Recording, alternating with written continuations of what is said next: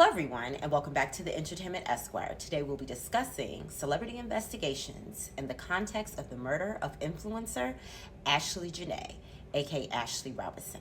Let's get started. So, today is a bit of a somber episode. I typically do more upbeat stories, but lately I have been doing celebrity legal analysis on cases that involve murder investigations that are celebrity related or celebrity adjacent, or missing stories, right? Missing person stories. I did Nancy Guthrie a few weeks ago, who is the mom of Savannah Guthrie, who is the NBC News reporter. And so today we have another investigation. Obviously, Nancy Guthrie, it has not been confirmed that she is dead, but she is still missing. In this case, today we're talking about Ashley Janae, who is a influencer for New Jersey, who led what they call a very soft life. So she was taken care of, she didn't work. She posted constantly on her social media about her travel and her expensive,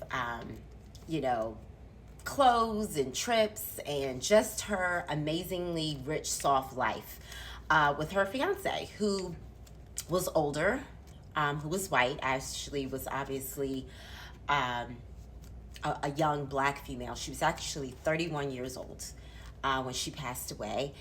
And she actually passed away on her birthday trip. I mean, what a way to go during your birthday. And so she passed away on her trip.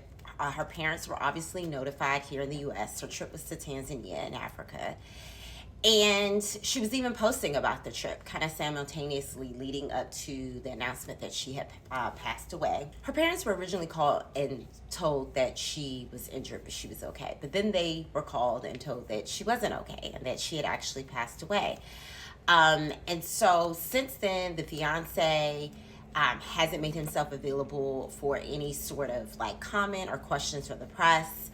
And so we're left with these questions as to why a beautiful 31-year-old girl on her birthday trip, who, oh, by the way, got engaged on that trip, would pass away in this manner, with a lot of unanswered questions. And now her family is desperately actually trying to bring her home.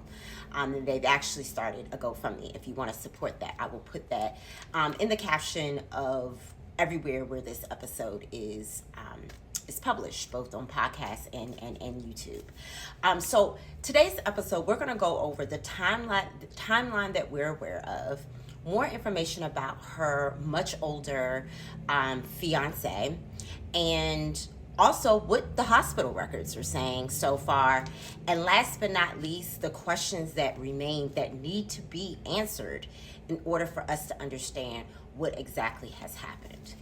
Okay, so we're going to start with the timeline. So the timeline is as follows. April 3rd, she gets engaged. April 5th, it is her birthday. And then April 8th, according to her parents' statements given to the news, she gets into this heated argument with her fiance, so much so that they had to be put in separate rooms.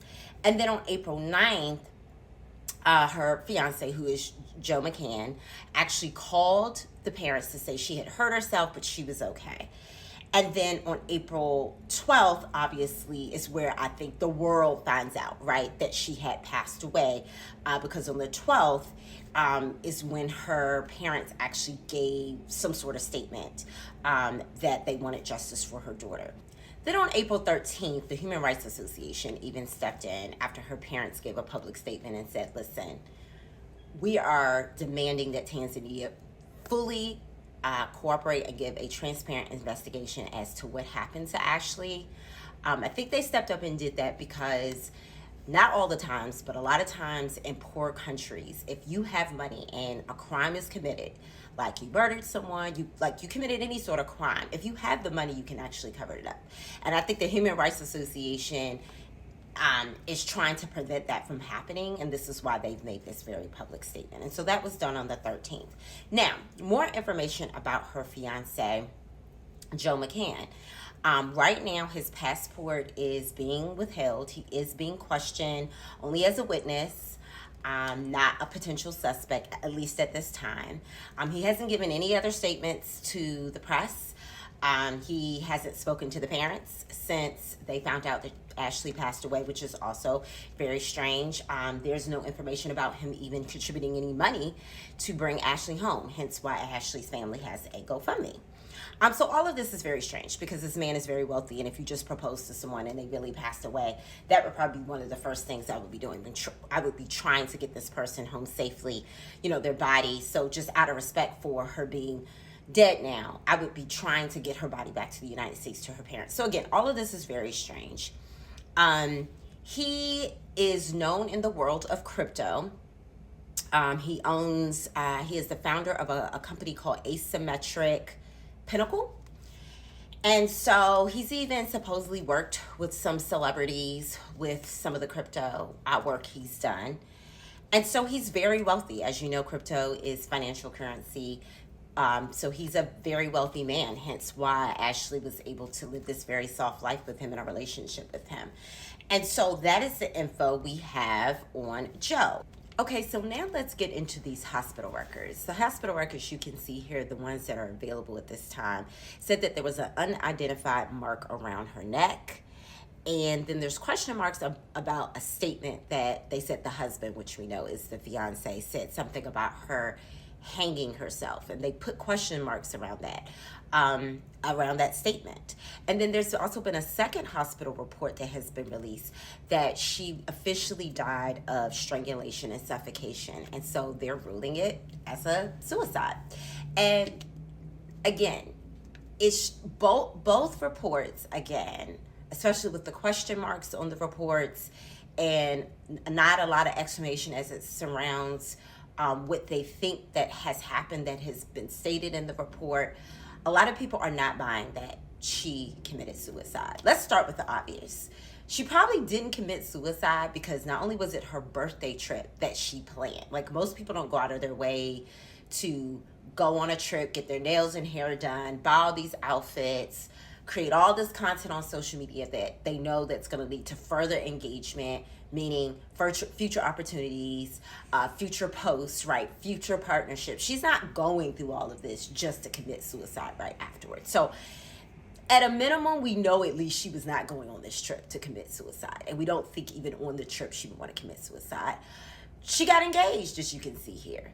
Again, she didn't know she was going to get engaged. So in addition to it being a fabulous trip that she planned for content, she got engaged. Most people are not going to commit suicide when they just got engaged, especially on their birthday trip. And so just on the surface, this isn't, what do they say? The math isn't mathing. The math isn't mathing. No one is buying this. Her family isn't buying this. This is her poor mother that has given statements to the news along with her father. Like, no one is buying this. And so these are the questions that we have left. Number one, when did Ashley actually pass away, whether it be by suicide or not? When did she actually pass away? Because according to the timeline, on the 8th, if they were in an argument, and then on the 9th, there was a call that said she had hurt herself, but she was okay, then sometime around the 9th or the 10th is when she had to actually pass away, according to this timeline. We still don't have a hard deadline. Second, this mark that is shown in this report around her neck, where it says that there was a mark around her neck, how do we know if what they officially ruled as suffocation and strangulation was from her actually hanging herself versus someone actually doing it to her? How can we be sure which one occurred? So there should be a way through an autopsy that you can tell if someone was actually strangled versus if their suffocation and strangulation was done by an actual rope, right? Versus, and even if it was a rope, did it also involve hands? Did it also involve a second party? They were in separate rooms. And so that actually leads to the third thing. Is there any footage of anyone going in and out of her room other than Joe McCann? And if there is any footage, there's timestamps on that footage. And so that should be released to her parents and obviously police officials. The last thing is, At one point, there was a statement that Joe McCann allegedly gave. That first he said something about her being hung on a tree or some other object, and then all of a sudden he was like, "Oh no, she wasn't hung on a tree. She was actually she used her door." So allegedly, he changed his statement about where she was found hung. And so again, even that is suspicious if that's actually what happened, that the statements are different in terms of where she was hung. And so there are just a lot of questions left unanswered at this point. Her body is still in Tanzania. Her fiance is still being held for questioning. His passport is being held, so he can't come back to the United States either. He is no longer in communication with the parents. And so we're not gonna find out for probably a while about what has happened, but I do believe once certain details continue to come out, this puzzle piece of this investigation in terms of what happened to Ashley, it will become clear, and I think the truth is definitely gonna come out. And the way it's looking, it looks like Joe McCann is connected. Again, allegedly, we don't know, right? So I wanna leave, this episode with just a few comments from her mom, so that you can hear from her mom the sincerity about how her family and friends do not believe that Ashley committed suicide. She was starting the next chapter of her life. She called us and FaceTimed us to share with us her travel. She's never done anything that would ever lead me to believe that she would do something to harm herself.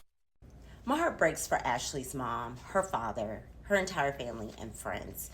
They do have a GoFundMe that they've put together, and we have shared the link of that GoFundMe in this episode across all platforms where you're watching and listening. If you would like to support it, it goes towards expenses associated with bringing Ashley home and all the other expenses that her family will face as they try to get justice for Ashley over the next couple of weeks. Thank you for watching The Entertainment Esquire. You can watch our weekly show, The Entertainment Esquire, on YouTube. You can listen to the show on all audio streaming platforms at The Entertainment Esquire. And of course, follow us on social media at The Entertainment ESQ. Take care, everyone. Thank you for listening to The Entertainment Esquire. Find our show on YouTube at The Entertainment Esquire and on social media at The Entertainment ESQ. Need a legal consultation? Need a lawyer referral or legal resources for your business or legal matters? Then visit us at theentertainmentesq.com. Until next time, thank you for listening.